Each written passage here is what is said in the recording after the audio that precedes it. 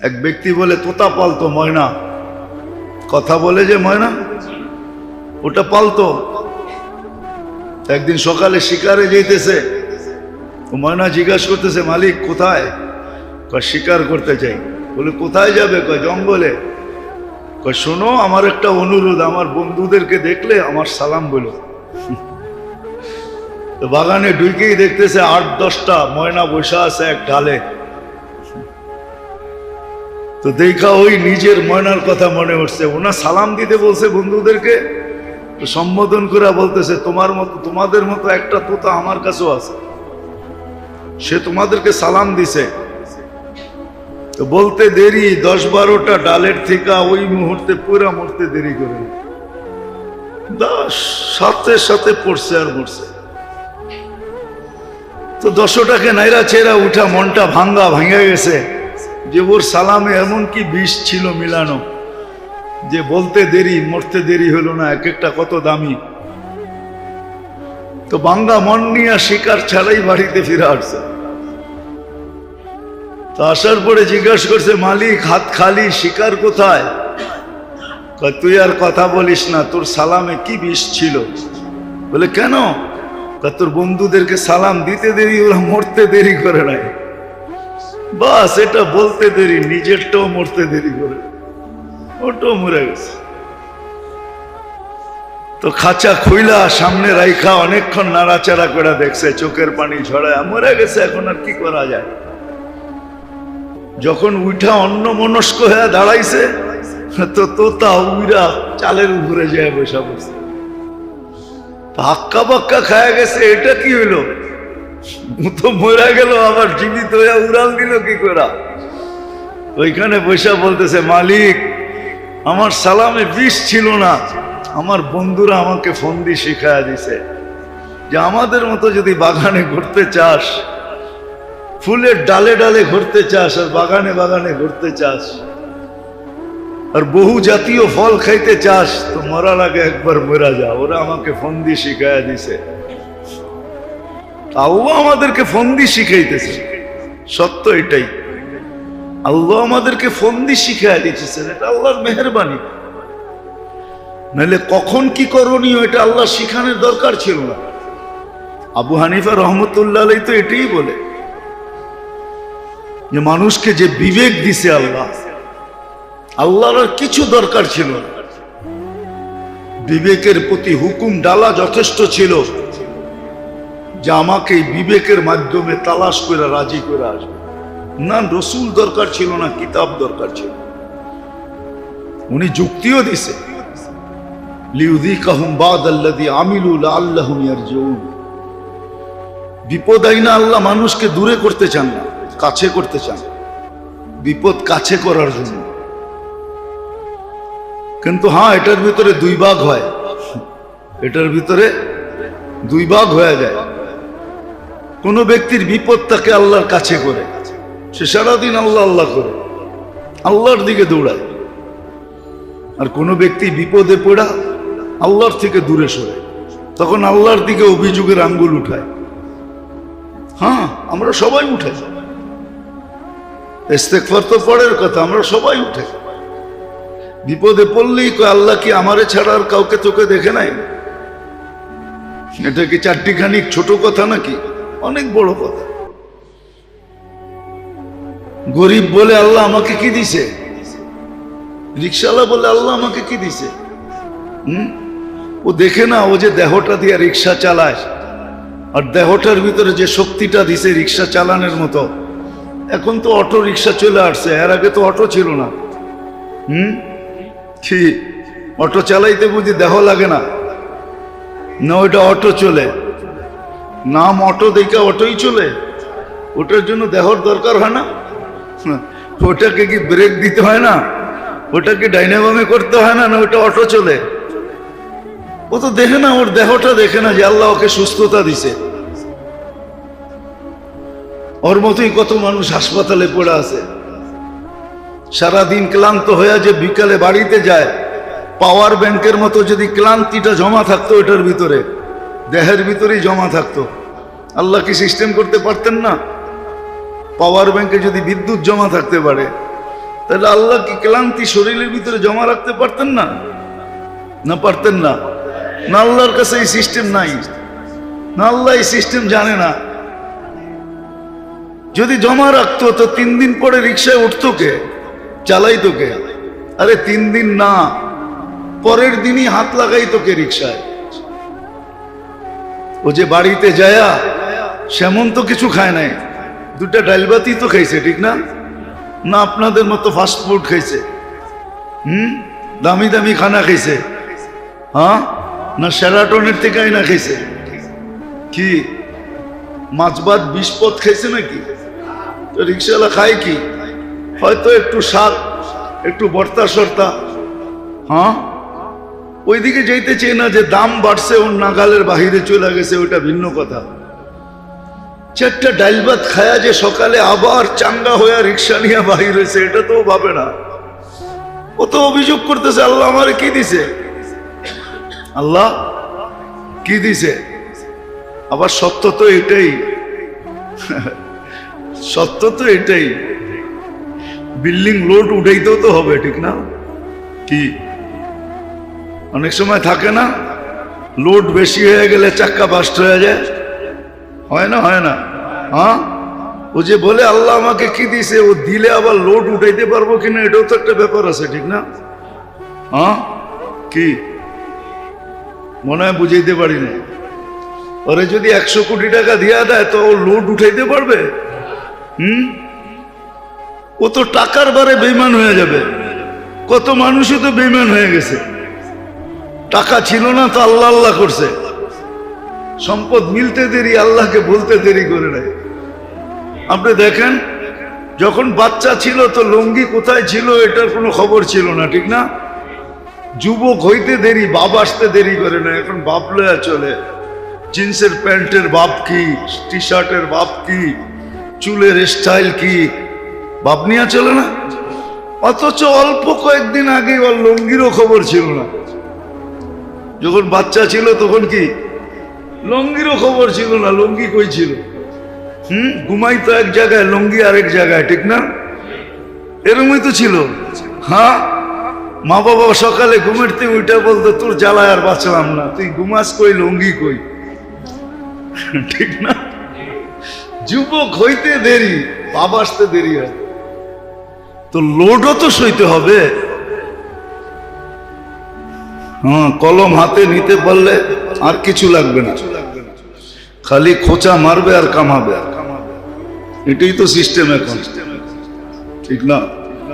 হাদিসও 1400 বছর আগে বলে গেছে, হাওয়া ফিহি কায়েদুল ইলমি, একদিন আসবে মানুষ বিদ্যার আলোকে চলবে না, বিদ্যাকে স্বার্থ সিদ্ধির জন্য ব্যবহার করবে, নিজের স্বার্থের জন্য ব্যবহার করবে বিদ্যাকে। আর বিদ্যার রশি বড় মজবুত, দুনিয়ার কোনো মেশিন নাই এই রশি কাটার, সেটা কাটার একটাই রশি আছে, ওটা দিলেই রশি কাটা যাবে, এছাড়া রশি কাটবে না। মনে হয় বুঝাইতে পারি না। আবার এটাও বলে দিছে, কবিলাতির রসা, একদিন আসবে অ্যাসেম্বলিতে পাস হবে না, সংবিধানে থাকবে না, কিন্তু ঘুষ রীতিতে নীতিতে রূপান্তরিত হবে। কোন অ্যাসেম্বলিতে পাস হবে না, আর কোন সংবিধানও লেখা থাকবে না, কিন্তু ঘুষ ছাড়া কিছু চলবে না। 1400 বছর আগে বলছে, আর মুসলিম সমাজের জন্য বলছে, কোন কাফের সমাজের জন্য না। আল্লাহ এরকম ক্ষুদ্র জিনিস দিয়ে, আল্লাহ নিয়মই এরকম। আপনি ভাবলে দেখবেন, আবাবিল তো চেনেন না, আমাদের দেশে সচরাচর এই পাখি নাই। আমাদের দেশে ছোট থাকলে আছে চড়াই, ঠিক না? আবাবিল চড়াইয়ের চেয়েও ছোট, কিন্তু হাতি মারার জন্য আল্লাহ আবাবিলকে নির্বাচিত করছে। হাতি মারার জন্য আরেকটা হাতি মার্কা পাখি নির্বাচিত করে নেয়, উট পাখি নির্বাচিত করে নেয়। বিবেক বলে হাতি মারার জন্য উট পাখি দরকার ছিল, ঠিক না? কি মোটামুটি কাছাকাছি হইতো, ঠিক না? হ্যাঁ, কি লজিক তো এটাই বলে। সামনে যত বড় শক্তি, আমাকেও ওর চেয়ে বড় শক্তি নিয়ে দাঁড়াইতে হবে, ঠিক না? এটাই তো লজিক বলে, কিন্তু আল্লাহর লজিক ভিন্ন। মানুষের লজিক হইলো এটা, সামনে যত বড় তুমি আসছে বড় হয়ে দাঁড়াও, তাইলে প্রতিরোধ করতে পারবে। কিন্তু আল্লাহর লজিক ভিন্ন। আল্লাহর সামনে যে দাঁড়াবে তো আল্লাহ ক্ষুদ্র জিনিস নিয়ে দাঁড়াবে। দেখেন আপনি নমরুদি শক্তি, 800 বৎসরের রাজত্ব, 400 বৎসর টানা, আর সারা দুনিয়ার উপরে রাজত্ব। নমরুদের রাজত্ব পুরো মানব জাতির উপরে ছিল, যদিও তার ক্যাপিটাল বহুত দূরে ছিল। ক্যাপিটাল এক জায়গায় ছিল, কিন্তু রাজত্ব ছিল 4 জনের ভিতরে নমরুদ একজন, যাকে আল্লাহ সারা দুনিয়ার রাজত্ব দিয়েছে। কিন্তু তার বিরুদ্ধে আল্লাহ দাঁড় করাইছে মশাকে। দুনিয়ার লজিকের বিলকুল উল্টা। দুনিয়ার লজিক বলে সামনেওয়ালা এক মুখা দিছে, তুমি 3টা মারো, তাইলে তুমি বোঝা যাবে পাওয়ারফুল। কিন্তু আল্লাহর লজিক এরকম না, আল্লাহর লজিক বিলকুল উল্টা। মানুষ ভাবে না। তো আল্লাহ মশাকে নির্বাচিত করছে নমরুদি বাহিনীকে মারার জন্য, আর কিছু না, শুধু মশা। নমরুদের জন্য মশা। আবার ভালো মশা যদি হইতো তাহলে মনটাকে বুঝাইতে পারতাম, তাও ল্যাংরা, পাও নাই। হাসার জন্য না, ভাবার জন্য। এটা এই জন্য দিছে, ভাবো, তাইলে তোমার বিবেকের পর্দা খুলবে। মুসলমান আজকে ভাবে না, এই জন্য বিবেকের পর্দা খোলে না। আমাদের বিবেকও প্যাক করা, ডিব্বায় ভরা, বক্সে ভরা আমাদের। তো আল্লাহ ল্যাংরা মশাকে নির্বাচিত করছে, হাতি মারার জন্য আবাবিল নির্বাচিত করছে। আল্লাহর সিস্টেমই এরকম। সারা দুনিয়ার মানুষকে বুঝানোর জন্য করোনার একটা ভাইরাসকে নির্বাচিত করছে। 800 কোটি মানুষকে বুঝানোর জন্য চোখে দেখা যায় না, মাইক্রোস্কোপ দিয়েও দেখা যায় না, ওটারে জুম করতে হয়, বড় করলে তারপরে দেখা যায়, এছাড়া দেখা যায় না। ওটাকে নির্বাচিত করছে। তো মানুষের ভিতরে যখন অহংকারের গ্যাস ভর্তি হয়, আল্লাহ বুঝানোর জন্য ব্যবস্থা করে। ক্ষুদ্র থেকে ক্ষুদ্র জিনিস দিয়ে আল্লাহ বুঝায়, আর জিরু করে বুঝায়। 2020 সারা দুনিয়া জিরু ছিল। করোনা যখন শুরু হয় তখন সারা দুনিয়া জিরু, না জিরু ছিল না হিরু ছিল? হ্যাঁ, জিরু ছিল। যারা সারাদিন ঘুরতো, বস্তিতে থাকতো, ওদের ভিতরে কোনো প্রভাবই পড়ে নাই। আর যারা দুনিয়ার সবচেয়ে সুরক্ষিত ছিল, এদের একের পর এক হইতেছিল। কি কানাডার প্রধানমন্ত্রী 2 বার হয়েছে, ইংল্যান্ডের প্রধানমন্ত্রী হয়েছে, আরো এরকম কত প্রধানমন্ত্রী হয়েছে আমরা জানি না, মিডিয়া চর্চাই করে নাই, মিডিয়া জানায় নাই, আমরাও জানি নাই। সত্য তো এটাই। এই জন্য আল্লাহ বুঝে, আল্লাহ দিক নির্দেশনা দেয় যে কোন অবস্থায় তুমি কি করবে। আবার বললাম না, এটার উপরে আল্লাহ বিরাট বিরাট পুরস্কার রাখছে। দুনিয়ার মানুষের পুরস্কার কতটুকু দেয়, আছেই কি দিবেই কি? দুনিয়ার মানুষ তো এটাই, নিজের পেটেই ভরে না, আরেকজনকে কোত্থেকে দিবে? আরেকজনকে কোত্থেকে দিবে? আর দিলেও আপনার থেকে নিয়েই আপনাকে দিয়া দেখাইতেছে আমি খুব দিতেছি। পিছে তাকাইলে দেখবেন এটা আপনার জ্যাবের থেকেই গেছে। যেটা উনি দিয়া শো করতেছে, ওটা যদি তাকান, খুঁজতে যান, তো দেখবেন যে আপনার জ্যাবের থেকেই গেছে, আপনার জ্যাবের থেকেই গেছে। ওইটাই আপনাকে রিপিট করতেছে।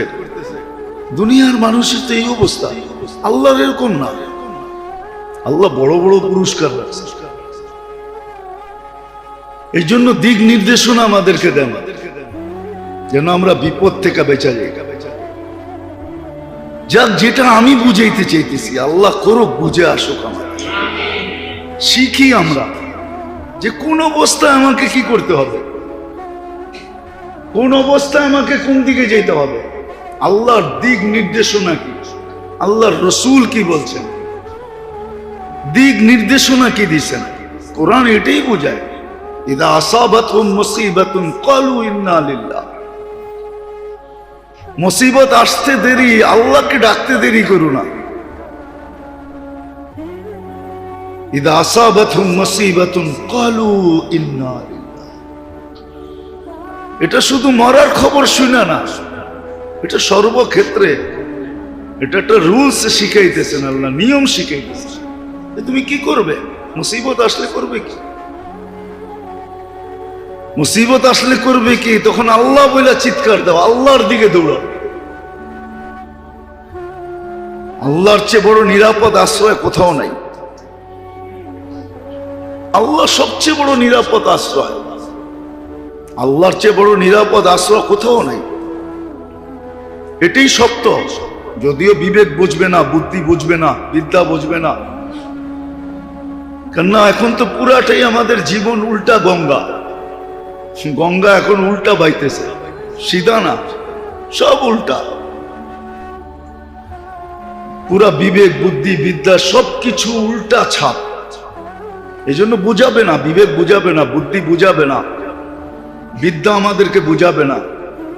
কিন্তু মুসলমান হিসাবে সত্য এটাই, মুসিবত আসলে আল্লাহ বলে চিৎকার দাও,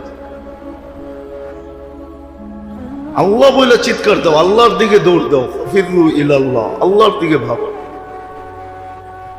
ওয়াইদা আসাবাতহুম মুসিবাতুন ক্বালু ইন্না লিল্লাহ ওয়া ইন্না ইলাইহি রাজিউন। একটা কথা আছে না, কালকে যাওয়ার চেয়ে আজকে যাওয়াই ভালো। কালকে যাওয়ার চেয়ে, মাঝে মাঝে বলে না, আরে কালকে যখন যেতে হবে আজকেই যাইগা, আজকেই। হ্যাঁ, কোরআনও আমাকে এটাই বুঝেছে, কালকে কিন্তু তোমাকে আল্লাহর কাছে যেতে হবে, বিদে আজকেই যাও, আজকেই আল্লাহর কাছে হও। কোরআন এটাই বুঝেছে যে কালকে কিন্তু তোমাকে বাধ্য হয়ে আল্লাহর কাছে যেতে হবে। বাধ্য হয়ে যাওয়ার চেয়ে সদ ইচ্ছা আল্লাহর কাছে যাও, আল্লাহর কাছে যাও। মনীষীরা বড় সুন্দরভাবে বুঝাইছে, ইবনুল কাইয়ুম জাওজি রহমতুল্লাহ আলাইহি বুঝাইছেন, ওনার কিতাবে আছে। যদিও কাহিনী, কিন্তু শিক্ষামূলক কাহিনী। যা হোক, যেটা বুঝাইতে চেয়েছি, সুরক্ষিত করে, লালন পালনও করে, আবার 24 ঘন্টার দিক নির্দেশনাও দেয় যে কখন কি করবে। এই দিক নির্দেশনাও আছে। আল্লাহ মানুষকে দিক নির্দেশনা দিয়েছে। খুশি হইলে কি করবে, মিললে কি করবে, না মিললে কি করবে, খুশি হইলে কি করবে, দুঃখ হইলে কি করবে, সুস্থ হইলে কি করবে, অসুস্থ হইলে কি করবে, সর্বক্ষেত্রের দিক নির্দেশনা আছে। আবার প্রত্যেক দিক নির্দেশনার উপরে ওয়াদা আছে, বড় বড় পুরস্কারের ওয়াদা আছে, ছোট ছোট না। মানুষ তো ছোট ছোট দেয়। এটা পাওয়ার জন্য, এটা পাওয়ার জন্যই তো কতজন পাগল হয়ে যায়, ধর্ম কর্ম সব ছেড়ে দেয় এই ছোট ছোট পাওয়ার জন্য। কিন্তু আল্লাহ বড় বড় পুরস্কার রাখছে। হ্যাঁ, পাওয়ার উপরে কেউ শুকরিয়া আদায় করে আলহামদুলিল্লাহ বললো, তো আলহামদুলিল্লাহর সওয়াব দেখেন কত বড়। দেখেন, কিতাব খুলে দেখেন আলহামদুলিল্লাহর সওয়াব কত বড়, সুবহানাল্লাহর সওয়াব কত বড়। তো এটাও বুঝিয়ে দিয়েছেন কোন ক্ষেত্রে কি করবে, দিক নির্দেশনা দিতেছেন 24 ঘন্টা। আবার যেটা মানুষের বুঝে আসে না, চোখে দেখে না, অলৌকিক প্রাকৃতিক যেটাকে আমরা বলি, বিপদ থেকে বাঁচাইতেছে। নাহলে মানুষ তো সিগন্যাল উঠায়, ঠিক না? উঠায় না সিগন্যাল? হ্যাঁ, 10 নম্বর মহাবিপদ সংকেত উঠায় দিছে। মানুষের ধারণা যে কিচ্ছু থাকবে না, ঠিক না? কিন্তু আল্লাহ বাঁচায়। মুখা মারার কথা ছিল আমাদের দেশে, কিন্তু মুখা অন্যদিকে গেছে। মুখা চিনেন? মুখা মুখা মারার কথা ছিল আমাদেরকে, কিন্তু আল্লাহ বলে না, মারতে দিব না, এখানে আরেক দিকে চলে গেছে। সত্য এটাই। ভূমিকম্প আসলে মানুষ বলে ভাবে যে হয়তো শোয়া রেখে চলে যাবে, কিন্তু শতবার আসছে, আল্লাহ কিছু হইতে দেন না। বাঁচাইছে কে? হ্যাঁ, এই মাত্রার ভূমিকম্প, এর চেয়ে কম মাত্রার ভূমিকম্প দিয়ে আরেক জায়গায় শোয়াত হয়ে গেছে, আল্লাহ বাঁচায়। সত্য এটাই।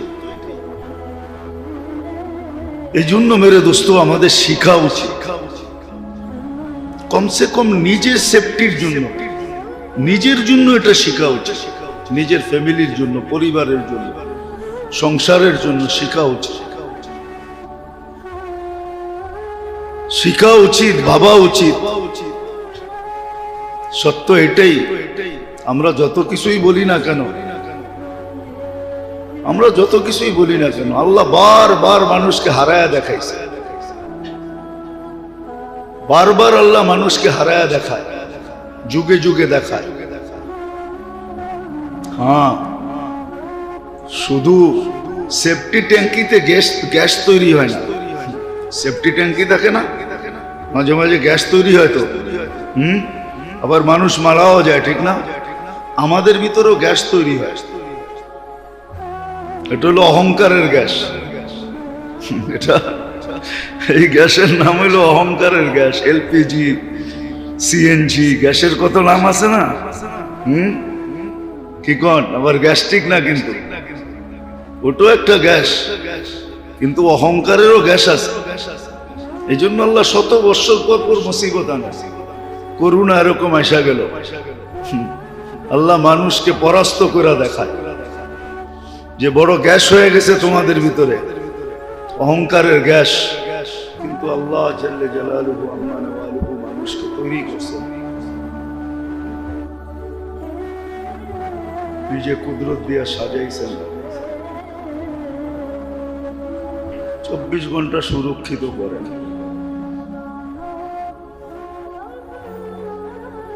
যেটাকে আরেক শব্দে বলা চলে, 24 ঘন্টা কুদরতের চোখে চোখে রাখেন।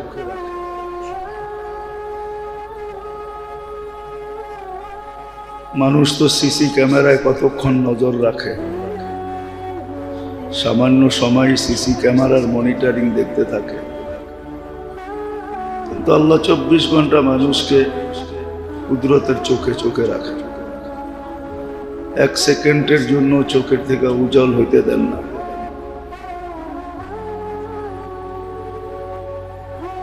অস্তিত্ব দিলেন, সাজাইলেন, সুরক্ষিত করলেন, চোখে চোখেও রাখেন, আবার লালন পালনও করেন।